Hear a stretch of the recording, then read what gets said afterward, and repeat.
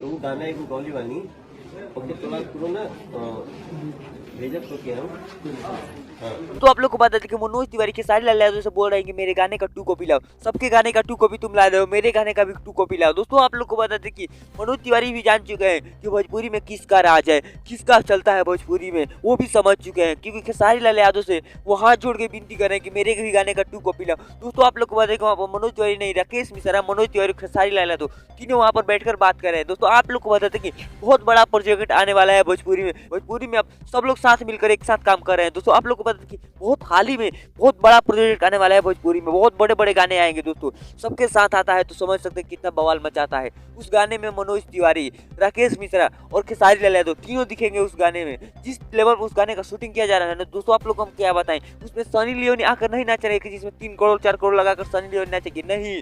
उसके बैकग्राउंड पर खर्चा किया जाएगा, उसके लाइटिंग पे खर्चा किया जाएगा, उसके कैमरामैन पर खर्चा किया जाएगा। दोस्तों आप लोग समझ सकते हैं कि कितने बड़े लेवल पर गाना होगा और कितना बड़ा लेवल का गाना आने वाला है इन तीनों का साथ में। दोस्तों आप लोग बताइए कि खेसारी लाल यादव भोजपुरी के किंग हैं और किंग रहेंगे क्योंकि उनके साथ मिलकर हर लोग काम करना चाहते हैं। जिस तरीके से खेसारी लाल यादव आगे जा रहा है ना दोस्तों, हमको तो डर लग रहा है। आप लोग को बता दें कि हमें तो लग रहा है कि खेसारी लाल यादव भोजपुरी में इकलौता राज करेंगे। जिस तरीके से खेसारी लाल यादव का मेहनत आगे निखर कर आ रहा है। मिलते हैं दोस्तों किसी नए वीडियो में किसी नए टॉपिक के साथ। हमारे चैनल पर नए हो तो चैनल को जरूर सब्सक्राइब कीजिएगा, अच्छे वीडियो हम लाते रहते हैं।